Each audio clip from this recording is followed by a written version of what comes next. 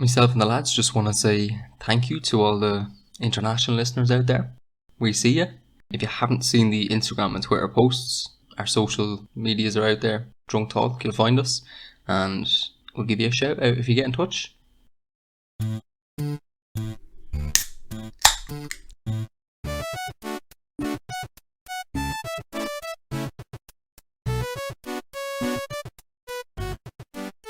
Hello and welcome to Drunk Talk, the Lord of the Rings podcast book club for people who like Lord of the Rings and hate fucking book clubs.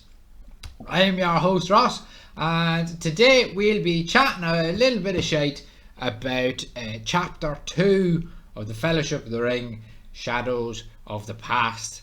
I'm joined with some of the lads, the usual crew, after a couple of mishaps and an apology for bullying. We've managed to coax our favourite podcast member back out of the shadow of the past bullying and got him back on. It's Bull McKay. Bull, good to see you again. Good to see you. And you too, Ross. It's good to be back. It's good to be back. You know, I'll hold no grudges. There's no beef.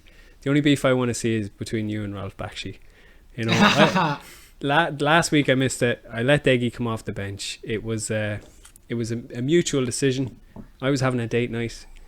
My wife has not had a fucking proper drink, you know, in about a year. She's been breastfeeding for ages, so like we leave the breast out of it. But basically, me and her got fucking smashed the other week. Very good. And it was just nice to just fucking let loose, even if it's in our own gaff. Well, listen, Bull, be that as it may, there'll be no more bullying. You know, we were very reflective on this.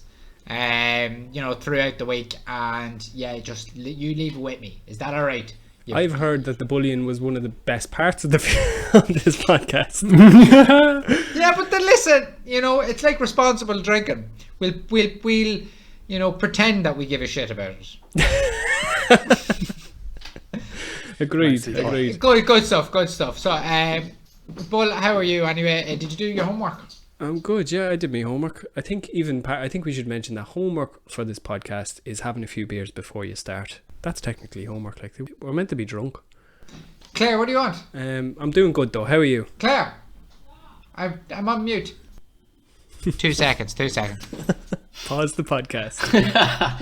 I'm going to go Sheila's house to do your podcast. Okay, right, go on. A little kiss. That was fresh, wasn't it? That was fresh. It's all happy in this house place. Yes, Bull, I am very good. Thank you very much. Yeah, you can do no wrong. Can do no wrong. Fucking top of the world. I grim you wicket on the pig's back. On the pig's back. And what are you drinking? I have a selection. I have my last week's leftover espresso martinis. If I ever wanted to be bullied, it's right now. Yeah, we had leftovers. I've never made a cocktail in my life, but we made some of them because we had coffee. And so you never made a cocktail, and instead of just making like a whiskey and lemon juice, you decided to go straight for an espresso martini. Yeah, I wanted to go big and bold, you know. Right. Can't bully him. He's not middle class. It's fine. So I heard one of the other lads that we have on the podcast here. It's the start of the show. So Duffy, how are you? Hello Ross, how are you? Sure, this is all good. I'm sure you've heard I'm actually doing really well. So how was your homework? Did you get through it? I did, yeah. I enjoyed this one very much. That's chapter 2 is a fucking great read. It's just so full of stuff. Good read that we want to hear. Good read. I know we kind of were aiming to do this podcast about a lot of shite talk and maybe a little bit of Lord of the Rings, but it's going to be hard in this chapter because it was fucking good, lads. Oh ho ho. Yeah, I don't mind now and then fucking going into more detail because some of the chapters are going to be class. Like it's a juicy chapter.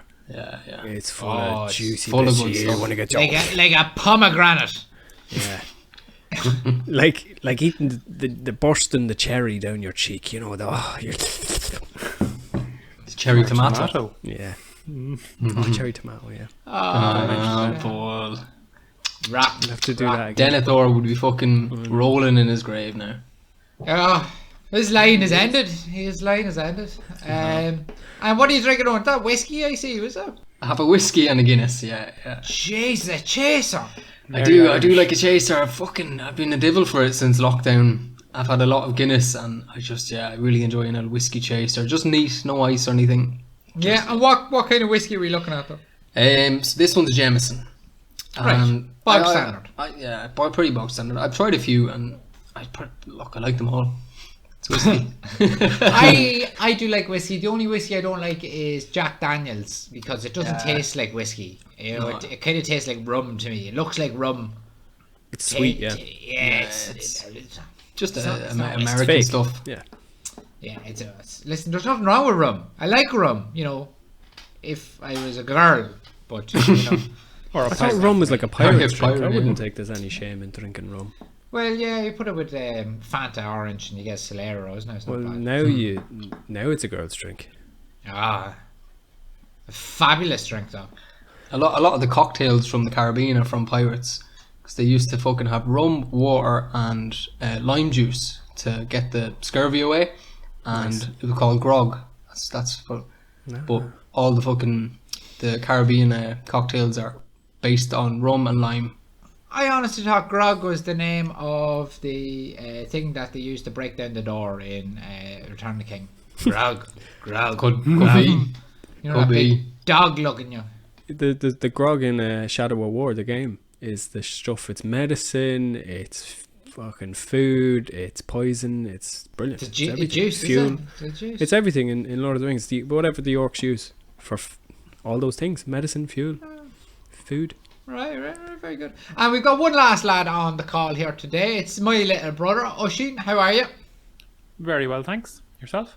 Yes, not bad. And did you do your homework? Oh, I did, yeah. Same as Owen. It's kind of hard to make fun of it because it's such high quality. Yeah. And not that we're making fun of it, but oh man, I enjoyed it too much. I couldn't get sidetracked and think about other stuff at the same time. I was just like, this is the reason I'm reading this book. These kind of chapters. Yeah. Just, the hype is real. The hype is real. Hype is the mind killer. The hype is fucking real. And what are you drinking? Because I'm a poor student, I'm still on my Coors Light. 2 more bottles left, so I'm drinking this. This is like 4 weeks in. Yeah. I had half a box of them, man. That's all I could. Half a box? That's all I've been drinking. You need to finish that box in one podcast, man. Those are rookie numbers. You gotta get those numbers up. You gotta get those numbers up. And not that anyone asked me, I noticed. I wanted to ask you, Ross. I was going to come in and ask you. I swear, I just didn't know when we were finished that bit. Horrendous. What are you drinking, Ross? I thought you were about to ask Oisin something else, and then you were like, no. Yeah. Ross, what are you drinking, Ross? Oh, thanks, Owen. Yeah. Fucking Why nice. thanks, Owen? I asked. Yeah, you said you wanted to ask, but you didn't. Ah, fuck's sake. Listen, don't be too hard on yourself. No one's allowed to bully themselves either. I am drinking Harp, just the local stuff. I got 6 cans of Harp there for £5. It's craft beer, that. Bargain. Can't go wrong. Lager, it's local. You know, I think growing up we kind of thought the local stuff was shite, but now that we're all living in a different economy, you know, like in 20 years time they're going to treat people who have pictures of themselves eating burgers like people who have pictures of themselves in blackface. You know, it's all climate conscious now, lads. You have to eat local, drink local.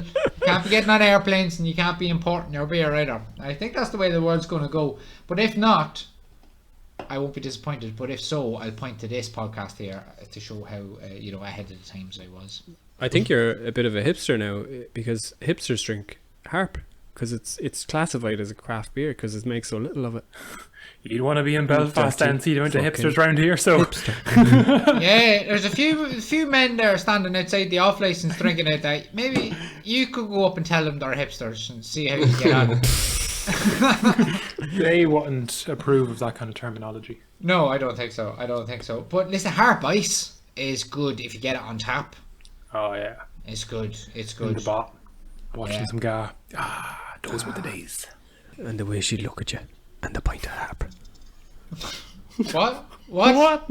There's a thing with the Harp ad. Do you not remember it? He's in the desert and he's remembering stuff. And he's like, oh, jeez, and you'd be in the pub and the crack would be mighty. And you'd remember the pint of Harp. I actually have a good story. Before we even fucking start talking about the book, I have a very good story about Harp. You can cut it out if you want, but my uncle worked in the north for years and years and years because he's an overhead linesman, like with the electricity grid, and that's it's an all Ireland grid. It's not a different grid for the north. So kind of like Canada and America have the same grid, and parts of it anyway. So he was living and working up in Armagh and Fermanagh and Tyrone and all these places. And he was drinking harp flat out, and one of his friends was drinking the harp non-stop, just maybe 20 years ago, and the old RUC, the old police force, pulled over his friend and tapped on the window. And your man rolls down the window, and the old school roll down, not automatic windows, and you could smell the drink coming out of the car. And the policeman says, "You've been drinking?" He says, "I've had 14 pints of harp." And then the policeman said, "Get out, I've got to breathalyze you now."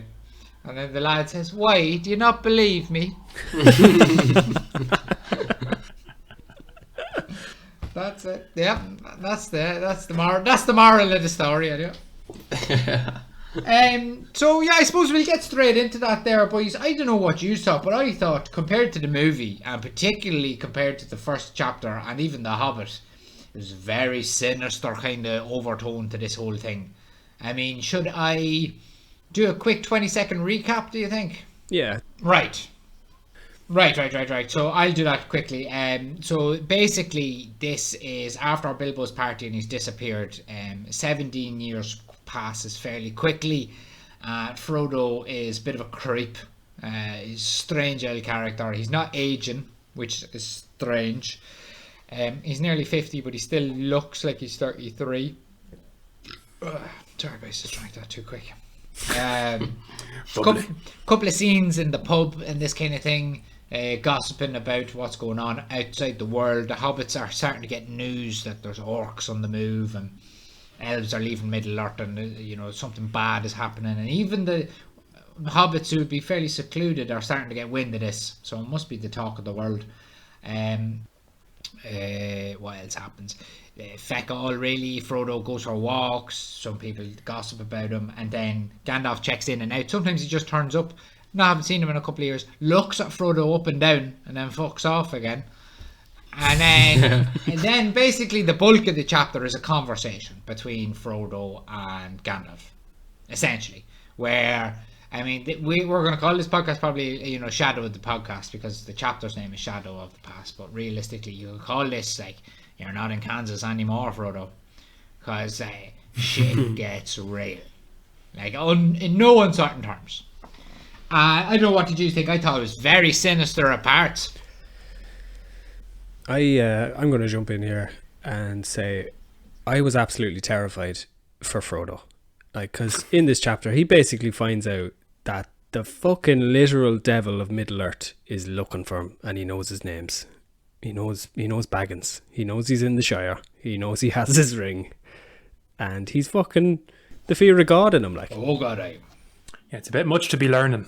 Not only that, he's just, I don't know if you guys probably have the same notes here, but I found out, the Gollum you see in the movies, he's a bit ugly looking. He's a bit scary. The one in the Bakshi movies, he's like a dirty little scouse.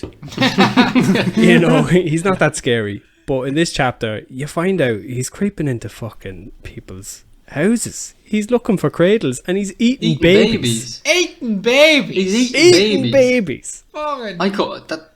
That's what I couldn't believe as well. I was reading through and it's like, oh yeah, and then I was like, what the fuck? Yeah, like totally that's skipped a whole over the other movie, level, like. and I can see why, but Jesus.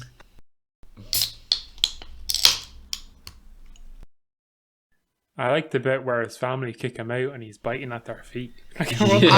No wonder. What's going through his head that's the logical. No thing wonder to do. he's got no teeth. No wonder he's biting at people's feet. Like, what is he? While doing? they're kicking him in the head or however they're doing it. No, the whole thing is fucking mad. It's very dark at parts. Like, I know that the movie scene is absolutely legendary, really. Between Frodo and Gandalf, and there's a lot of legendary quotes in it. But I don't know. Quotes in this chapter. There's something about this that just seems like even more sinister still. There was one quote in the chapter that had me breaking my shite laughing, which was completely at odds to the rest of it. I don't know if you've probably picked up, and it's a very Irish thing that Frodo was tramping around the Shire. Oh, tramping I didn't around. see that, no. I couldn't help but laugh at that, like, because in Ireland it means like that would be like sleeping with other people, but obviously he's just going round on his own like a hobo or something. I presume is what they mean, but Frodo the Bachelor. it was very different to the rest of the chapter being serious and stuff. That little chortle I got. Yeah, very good, very good. There's a few little lines in there, and there's one word in particular that I seen is used quite a lot. It's a word I think in the modern world has a bit of baggage to it, and I was just wondering if we could reclaim this word. And it's something that is used quite a lot in Lord of the Rings, so we may as well get it out in front, lads. I'm talking about the word queer. Queer. I mean, Great word. are we going to be cancelled here? Like, what's the crack? What do you think, Ocean? You could hardly be cancelled for reviewing the book as it is. Like, the book hasn't been cancelled, so we shouldn't be for just using those same words that the great J.R.R. Tolkien, rest his soul, said. And it meant something different back then. Yeah, strange more so than, loves men. Sure, even gay meant something different back then, isn't it? This is it. I think it's more of an adjective than a noun. Oh, yeah. I think, definitely. if you're using it as a noun, that's offensive. No, cancelled. No. But he has a queer walk. Ah, now we're talking. Yeah. But it's an Irishism as well. I think a lot of things that are cancelled are Americanisms. It's their interpretation of the words that we use in a day-to-day. We have a word in Ireland that doesn't have that baggage at all. Queer. And like we'd use that fairly regular still, like. Oh, yeah, with the exact And same meaning. not necessarily the exact same reason, like, just that's queer fun. You wouldn't say that's strange fun. But we would say, just it's a queer head on that fella. He might just mean he has a big head. Yeah, is this the word that Blind Boy was talking about being the last living word of like the Normans or something who landed down in Wexford? Queer is like a French word, and that's what it is in the Irish culture, and we should be allowed to say queer. Well, No bother. well, listen, I'm going to believe that because I want to believe that, but as a rule, I'm just going to get it out here. That fella's full of shite.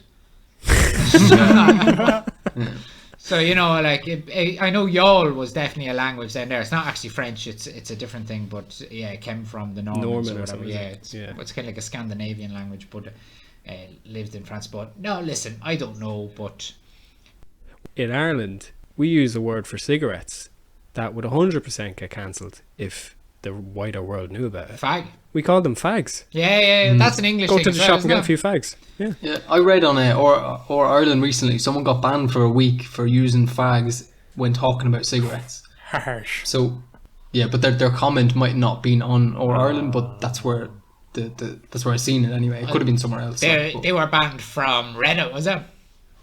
For a week for using the word fag when referring to cigarettes. So that's I get you a now. blessing. Yeah. Probably for the best.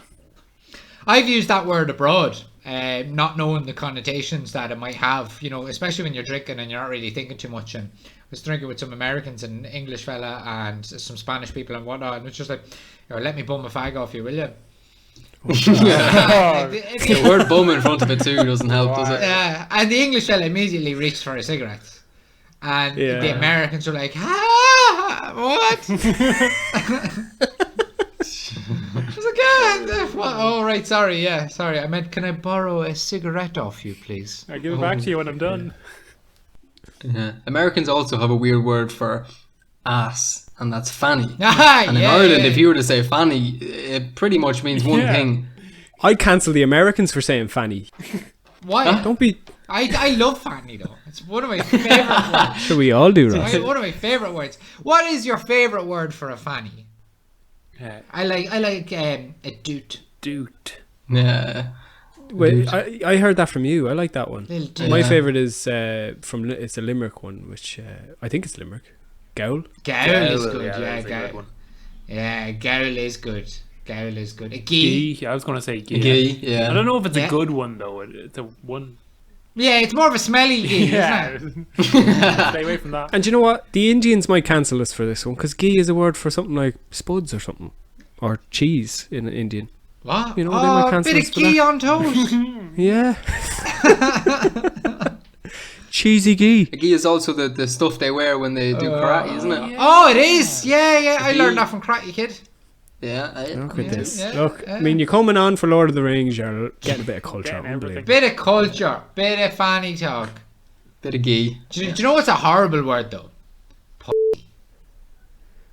Yeah. Yeah. I don't like it. It just makes me feel uncomfortable. I don't know why. It's like I'm in a porno or something. Yeah. It's like, no. It's like I've never heard it in the wild, naturally. You know what I mean? No one would say like, Yeah. oh yeah, I don't know, I can't even imagine a time it would come up.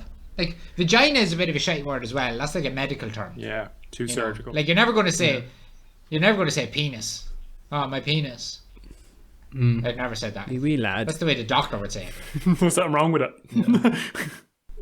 We have a little cuddly toy for my young lad, and it's an octopus, and it's got tentacles that are similar to like umbilical cords, and it's meant to be comforting and stuff. Anyway, he fucking loves it. But when my mother comes over to play with my child and that teddy, she calls it an octopusy. And it weirds me out, and I'm just saying, it's just an octopus, man. Don't be bringing that negative energy into this house. There's a certain type of people though that will always associate pussy over here with cats. You know, like I once had a friend. Pussy. Yeah, and she had a cat that she was given when she was 6 years old, and she was allowed to name it. So she named the kitten Pussy because she was 6 years old. And then, of course, the cat lived for about 15 years. So she was far too old To be shouting pussy at it down the street. Yeah, it was like, pussy. It was an old pussy. Yeah. Bit That's a hairy awkward. pussy. My pussy died in a hedge there the other week. Yeah, my pussy had to go to surgery there at the vet. Pussy has fleas. Doctor wouldn't see it, no matter how much I asked him. You want me to put me pussy down? My pussy caught a mouse the other day. Lads, yeah, come on, we're better than this. Oh, excellent. Right, anyway, Lord of the Rings. This is too big a chapter to be faffing about. Come on. Yeah, right, Lord of the Rings. Where were we? Gollum's a creature. Back in the room. Sinister chapter. Gollum is a creep. Oh, man. Frodo's a creep. Oh, I yeah. think Gandalf, not a creep, but a bit of a dickhead. Oh, fuck off. I'm going to be devil's advocate here. I know you love Gandalf. I love Gandalf. But just hear me out. I've written down every time he's been derogatory to the hobbits. Right, hold on. Before He you has start, called right? Oi. How dare you? This is Gandalf. This is fucking literally the greatest character in the history of fantasy literature. But anyway, go on. Go ahead. He can be the greatest fucking character in fantasy literature and still be a dickhead to the hobbits. So I'm not saying it's a flaw. He's still a good character. Right, go on. Here we go. Gandalf isn't PC or something. Right, go on. I'm ready. Gandalf calls the hobbits charming but absurd, helpless, No, he doesn't. jolly but stupid. Right, no, he doesn't. He called the Bagginses charming but absurd. Whatever. You know, he calls The charming but Whatever. absurd Baggins. ridiculous, too stupid and dull for words at one stage. Yeah, but he's talking about particular families. No, he's talking about hobbits. At one stage, he says he wished they had a fucking earthquake or a dragon attack them. Now, he doesn't feel like that now, but he did. I'm not a racist now, but I used to be. I mean, I'm just not having any of that because, I mean, first of all, the hobbits aren't a race, right? They're a species. You know, so let's dispel that. They're not just like, a hobbit and a person can't have a baby. They're two completely different species. So he's speciesist, not racist. Fucking right he is. Of course he is. Some of them are short, but also, like, he's not... What? But Gandalf isn't a dude, though. He's an Ishtari. Yeah, he's an angel. He's a wizard. But, you can't go to wizard school in this universe. He's a demigod who is sent from fucking God. He's a fucking stoner, is what he is. 17 years on the fucking green he is. Yeah, dead right. Obsessive paranoia over this fucking ring for 17 Over years. this one ring. Gandalf is literally allowed to look down at every race on Earth, including the elves, because he's a fucking god. So, of course, everyone's shite besides him, because they are. especially hobbits. And even then, he fucking loves the hobbits. Sure, he says himself, only he among the wise is even bothered about them. Yeah. It's true. I was actually reading up, well, not reading up on that, but I was going to ask is, so it says that Saruman, Sauron or Saruman? Saruman, he is the one who studies the lore of the Elven Rings, right? That's his kind of Niche. his area of specialty. Yeah. And then Gandalf's is Hobbit lore. Now, I wanted to know, do they choose this, or do they get told this is what you need to learn, or like what's the deal there? Find a niche, I suppose, maybe. If they're being told, who's telling them?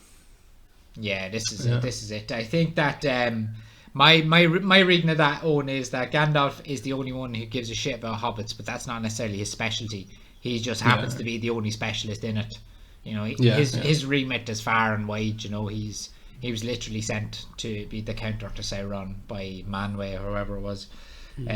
But he's an awful lot of distrust for Saruman. You picked that up. Yes. A lot of trust issues. I was going to say he knew. In the movie they kind of make Gandalf a bit subservient to him and shocked by his betrayal. Yeah.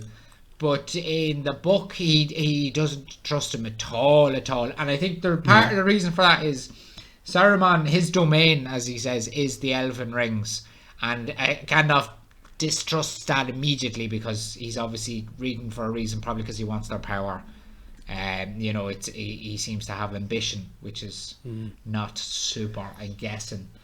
But speaking of that, so we do learn a lot about the rings, and we learn about Gandalf's relationship. I think this is the first time Saruman is mentioned. He's not in the Hobbit. I know he's in the Hobbit movies, but he's not in the Hobbit book. Yeah. This chapter is essentially, what some people will call is a data dump, or it's exposition. It's basically a story within a story where Gandalf sits Frodo down, and the entire plot of this 3 books is laid out here in this chapter. As much as everything's like, this is the stakes, this is the bad guy, this is what must be done. All that is broken down, which traditionally you'd say is bad storytelling, because you shouldn't should show it, you shouldn't explain it, or that's kind of what people would say. It just shows you, like, I can go out the fucking window if you're good at writing, because this is fucking class. Yeah, if you're as good at your job.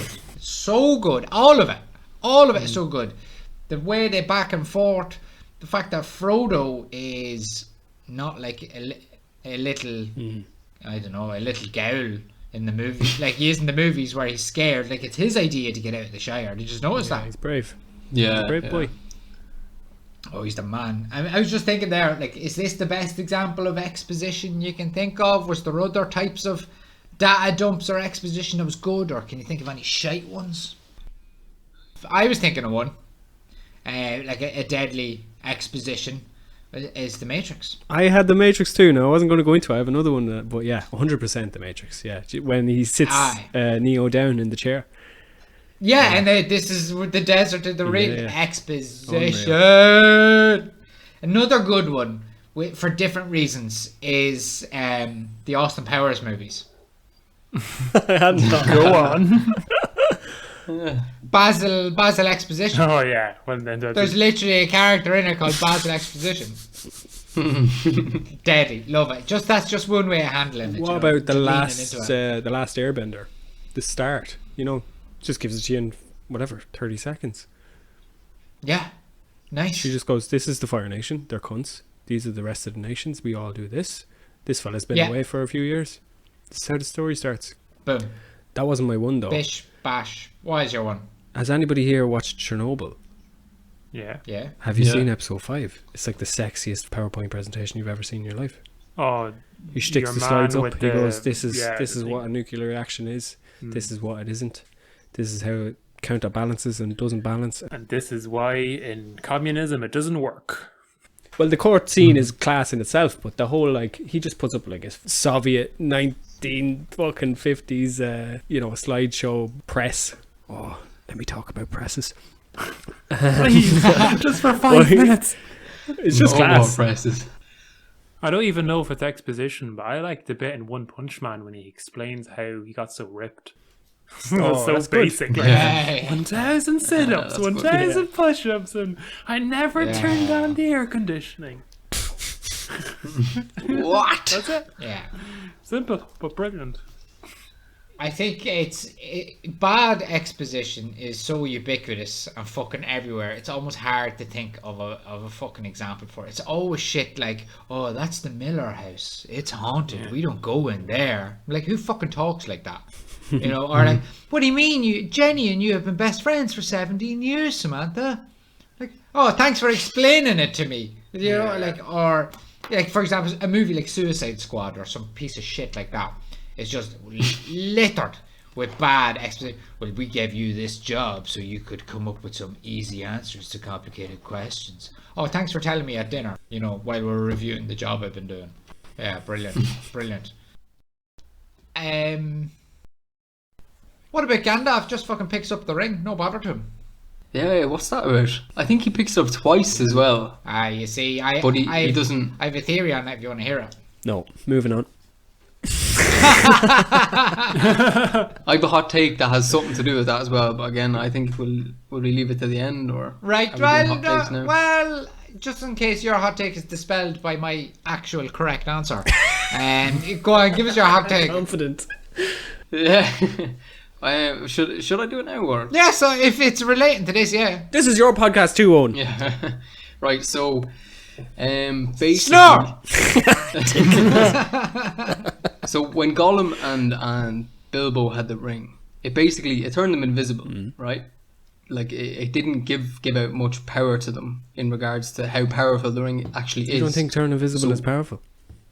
Yeah, you know, I'm getting there, right? But basically, what I think is, it's a hot take, so I can say whatever the fuck I want. But the ring is dormant because it hasn't been on someone's finger that actually deserves it. Like, that's evil enough, basically. But when Frodo has the ring, it's like everything goes to shit real quick, and it seems like when he puts the ring on. Now, I haven't read far into the books or anything like that, but it seems to be, you know, it's not just he turns invisible. It's like he's in pain when he has the ring on. So I thought when Gandalf is in Bag End and he throws the ring in the fire, and then the symbols come up on the ring, that's basically reactivating its fucking badass evilness, basically. And then as soon as Frodo puts the ring on, like it doesn't act like it did when Gollum had it, or when he's got a bad trip. Charged. Yeah, I get you. Okay. But as well as that, Bilbo had it for 50, 60 years. Gollum had it for however long he had it, maybe longer. But then as soon as Frodo puts it on, it's like Sauron. Oh, there you are. So it's like, you know. Yeah. I think it's explained in the books. Yeah, I won't go into it, but I think it's like saying, Sauron's at this point he's looking for it, whereas before he wasn't. Ross, you're probably going to explain. Yeah. So I think that Gandalf has the ring and he throws it into fire. He has it in his hand and he throws it in quick, because in this book there is a difference between ownership and possession. So it's Frodo's ring because Bilbo gave it to him. The ring is a character. Like, the ring has a will of its own in a real way. So it abandoned Gollum on purpose. So it didn't have an owner, and it tried to abandon Bilbo several times by making itself big and falling off, and that's why they kept it on a chain. But it couldn't. So then it's gifted to Frodo. So it's Frodo's. So even though Gandalf has it, he never actually owns it, and that's why it's not trying to do any tricks on him or anything like that. Yeah. And also he gets rid of it fairly fucking quickly too, you know, like a hot potato. He doesn't put it on, right? Like, he doesn't put it on his fucking finger. Like, yeah, so. And Sauron's a lot more powerful now than he was at the time of The Hobbit, in fairness. He's regained his strength, he's rebuilt Barad-dûr and all that kind of shit. So I think that's pretty much what the crack is there. Man, that's so much similar to the wand in Harry Potter. You know, that whole thing that Voldemort loses the wand, and it was Malfoy's. It wasn't his at the time. Yeah. You know? Possession, yeah. Getting disarmed. And... Well, let's just say she's definitely read these books. No doubt about it. Fuck it. Speaking of rings that get bigger and smaller, like geez, this goes to my my hot take. Jesus. Before we get there, before we just jump in there, I just thought of some on the Harry Potter thing. The savage example of shite exposition. and that is the entire book, The Order of the Phoenix, which is The longest book. and worst Harry Potter book. Yeah, It's an yeah. exercise Dragging in, out. oh shit, how do I explain this bollocks for fucking 700 pages? Oh, look, we're going to clean a house for 200 pages and talk about the plot. But anyway, yes, Bull, expanding rings. Obviously, we know that Sauron wore the ring on his hands, right? We've seen it in the movies. We hear about it in the books already. Like, it was cut from his finger.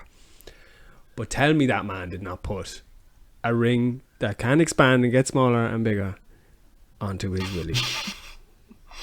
I mean, talk about symbols of power. You have African lads there building monuments to cocks.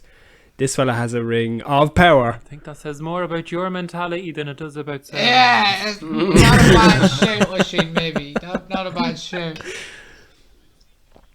Explain the cock ring thing. First of all, why does Sauron have a willy in your mind? Like I mean, Yeah, there's no chance that he has a willy. But anyway, go on. Why wouldn't he have a willy? Because he's not a dude. He doesn't procreate. He can't have kids. Symbol of power. A symbol of power. Pretend he's a willy. There's a Seen willy. it on another lad and said, yeah, I like the look of that thing. Give me one. It was just I massive. think all the things that we have in our bodies that we don't need. Like, who needs... we don't need baby toes. Don't need baby toes. Don't need them. We don't need appendices. What? Appendix? Not appendices. Appendix. Yeah, but you're Is the plural of the appendix appendices? you're a product of evolution, though. Sauron is an angel who fell evil to a demigod. Like, Yeah. I know the reason why the ring expands and gets bigger and smaller is because he is a shapeshifter, so he needs the ring to be able to fit on his finger no matter what shape he is. But 100%, like, just fiddling about of a Saturday evening, you know, he's hungover, he's just gonna try it on, see if his willy turns invisible or You not. know what? He is a bit more of a more complicated character than we give him credit for, especially in the movies where he's just the devil, right? Which is, you know, is easy for the movie. It has to be a movie, so you need to have a simple bad guy with simple motives. But I was thinking about this, right? So the ring has like fancy writing on it. What's that about? Like, what, he had time in between designing a way to conquer the world and the universe and to disrupt the heavens and conquer God's territory. He was like, just going to paint a nice little picture on this here now. Is it not a spell? No, No, it's a poem. Just writing some poetry and shit. That's what I was going to say about my hot take as well. I forgot to say the writing on it as well. Once Gandalf throws it in the fire, and then Bilbo takes it, or Frodo takes it out, and then the words come up. He starts reading out the spell. Now, if there's anything I learned from horror movies, if something's evil and there's a book there or something, don't fucking read it. yeah.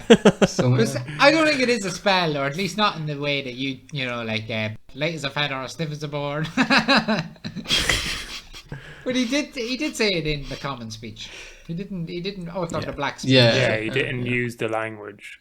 Lads, I don't know if yous are still drinking, are yous? Yeah. Why? I'm about to I get just into finished this little bad boy. It's pretty What's good. that? It's called Fat Tira. Fat tire. tire.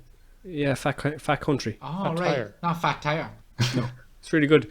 And this one is from Colorado for all you American listeners. It's definitely called Fat Tire. I'm actually going to get another beer. I'll be 1 second. Yeah, I'm going to get some more. At this point, folks, we've been going on for too long, talking too much shite, drinking too much cans, and we've done it again. We've ran out of time.